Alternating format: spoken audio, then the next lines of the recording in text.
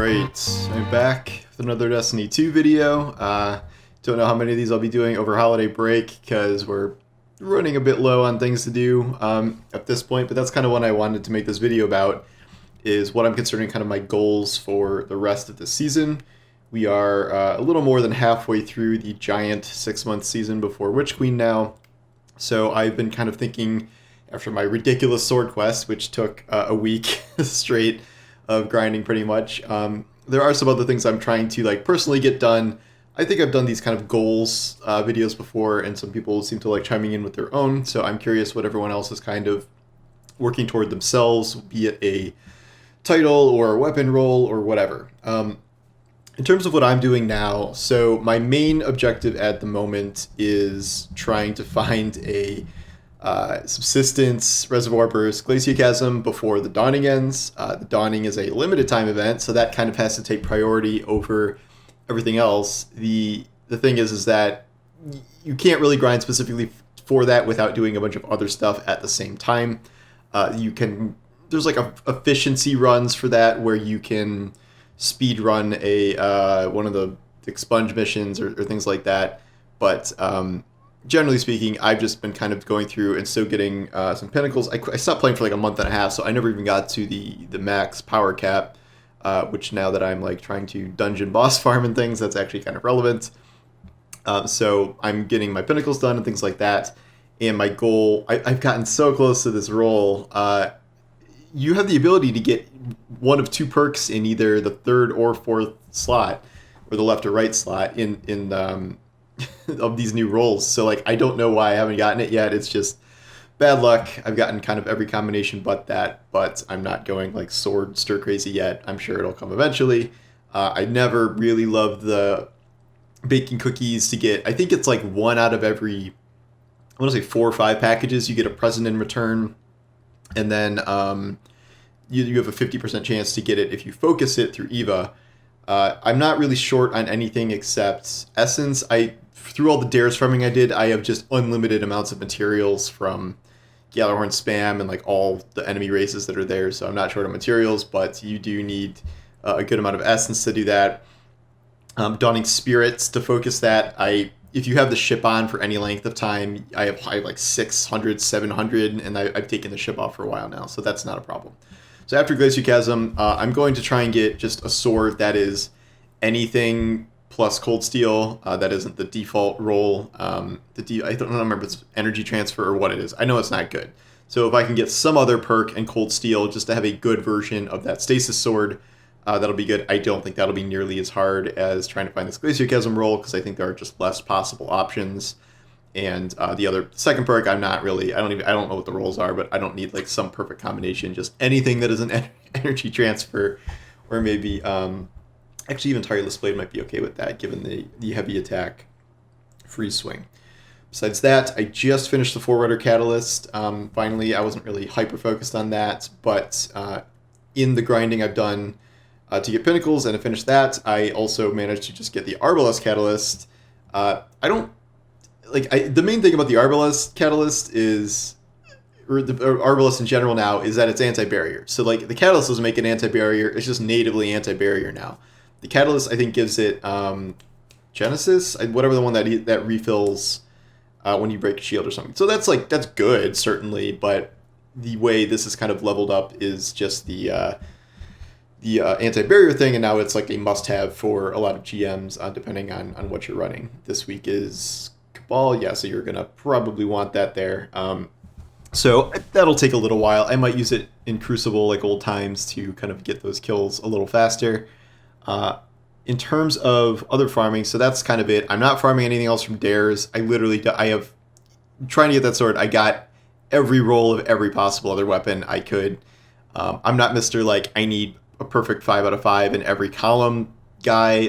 I don't really care. If I have the 2 perks I want and a not terrible mag or barrel, that's good enough for me. I'm not going to do a whole grind just to get the right masterwork or something like that. I just don't care that much. But even getting those 2 perks sometimes is still a chore, just like we're seeing with Glacier Chasm here.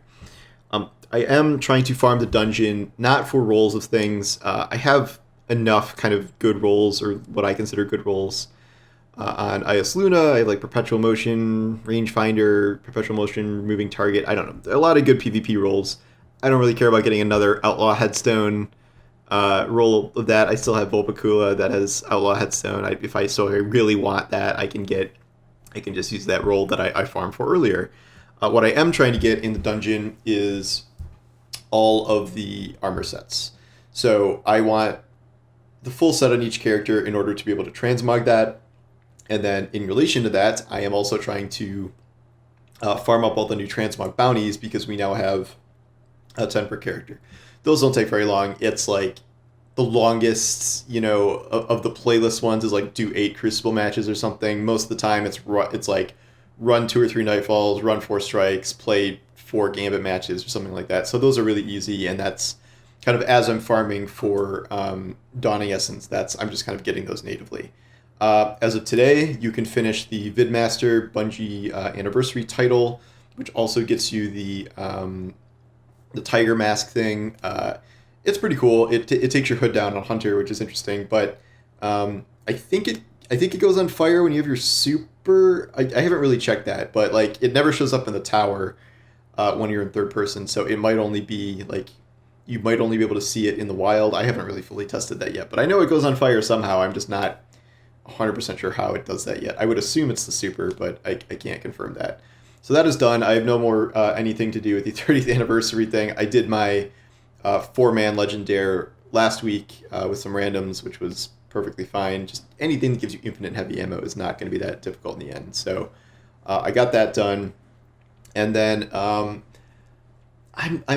kind of running out of things that I really, really care about. Like, I could obviously go back and complete some old stuff. I never got my Mythoclast Catalyst. That's something I've just been putting off forever. And even after the slight nerf it got, it's still really good, and I should probably get it.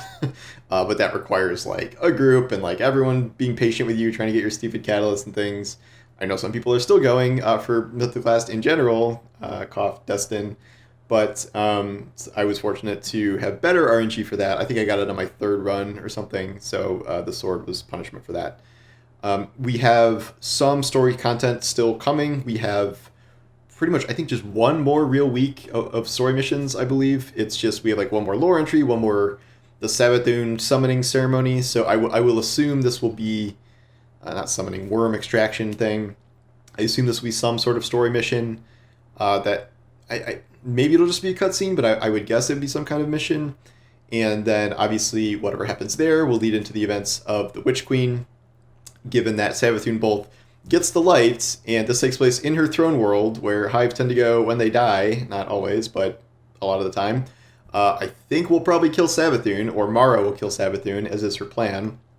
And that is probably part of Savathun's plan, because she wants to be killed and resurrected by the light. Still don't really understand how she, like, actually gets the lights. Like, there's lore and stuff about her collecting dead ghosts and things, but, like, I'm not clear on, like, where she's going to get the light from. Like, the idea is that she's stolen the light somehow, not that the Traveler just was like, yeah, fine, we'll, give Savathun and her brood the light. So I don't know how exactly that's going to work, but I guess that's part of the mystery. The Dawning and 30th Anniversary gave us, like, some lore tidbits here and there, but nothing really relating to the seasonal story, because it's a free event and it's separate. I was curious to see what was going on with Saint and Mithrax going on their adventure to Europa and then to the moon to try and find Segura's corpse to look at Osiris. We still don't know what the deal is with Osiris. I have to believe that after all of this, he wouldn't just, like, turn out to be dead and, like, Savathun's been lying the whole time. Like, that doesn't make much sense to me, just in terms of a storytelling perspective. I think Bungie are better storytellers than that at this point. So something's going on there. Crow is kind of still reeling from the revelation that he used to be very evil and we murdered him with Petra, but he kind of deserved it. And we don't really know quite where his head is at. I'm a little... I've said this before, but, like, I don't love where the Crow storyline went this season, where we waited all this time to tell him. Savathun ends up telling him. He's not really even mad at us. He's just kind of like, drifts away and, like, goes and does whatever. He went to Venus for some reason. I still was not quite clear on that. He met up with Keitel. I think that's where he is now. I think he's just, like, consulting with Keitel or something. I don't know what's going on there. I did see a note from Keitel's voice actress that she will have some sort of role in the Witch Queen, so I think Keitel will like be in the Witch Queen to some extent. So I don't think we're just forgetting about Keitel. So I'm curious to see what happens with that. It does seem weird to have this Crow arc over the whole year though, and have it not kind of end in a very big way. Like I did think this was all leading up to him being Hunter Vanguard.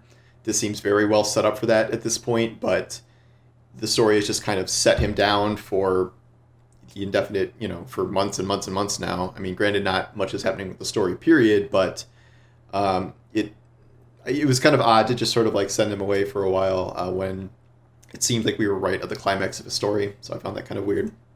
But then we'll have the launch of the Witch Queen and all of the story stuff that follows. But in terms of like my actual kind of gameplay goals, that's more or less all I've got. Obviously, there are a lot of other things happening right before Witch Queen in February. Sadly, this could not be spread out somehow, and they couldn't have had Elden Ring or Horizon earlier, so that's all going to be jammed into the same week there. What moved? Saints Row moved, but that's probably the lowest priority, which is why I thought they should move in the first place. I know that 30th anniversary content is meant to kind of tide us over through the rest of the season until perhaps the very, very end. I don't think we're going to get some sort of like mystery community event or live event. Everything coming out of her Chrysalis doesn't seem like it would be like one of those large scale live events. It just seems like that would be a cut scene, unless I'm like really not understanding what is going to happen there. I guess we can see, but it does seem like it's about time for something like that. Not like a full secret presage mission or something, but I do miss kind of secret, like big scale secret community puzzles like Quarters of Time, and I miss the live events because I know those have been a little hit or miss, but I really like the Almighty one. Just, it was too long, they can make it shorter. And then they did the Traveler one, which was shorter, which was still fun. It was still a fun community event. And it seemed like they were kind of making progress to making those kind of more involved and better. And I want to see more of them. That was how we fed into Beyond Light last year, but we do not seem to be being set up for that, although it is still December and there are still 2.5 months to go. So we'll see what they actually come up with, if they have kind of anything that maybe we're not anticipating, but I'm going to keep expectations kind of normal here. And I think the 30th anniversary content was a lot more substantive than anyone kind of predicted. And I mean, I certainly thought the dungeon and that content was worth the money for me personally and the time I've invested into it. But everyone has their own opinion on that. So that's kind of what I'm working for towards the end of the season here. The Dawning stuff I'll only be able to farm for another 2 weeks or something. So I got to get that done. But everything else is kind of a longer term grind that can take as long as I want. And yeah, let me know what you guys are doing to pass the time here, or if you're just kind of moving into games in your backlog. But anyway, I will talk to you guys soon, and take care.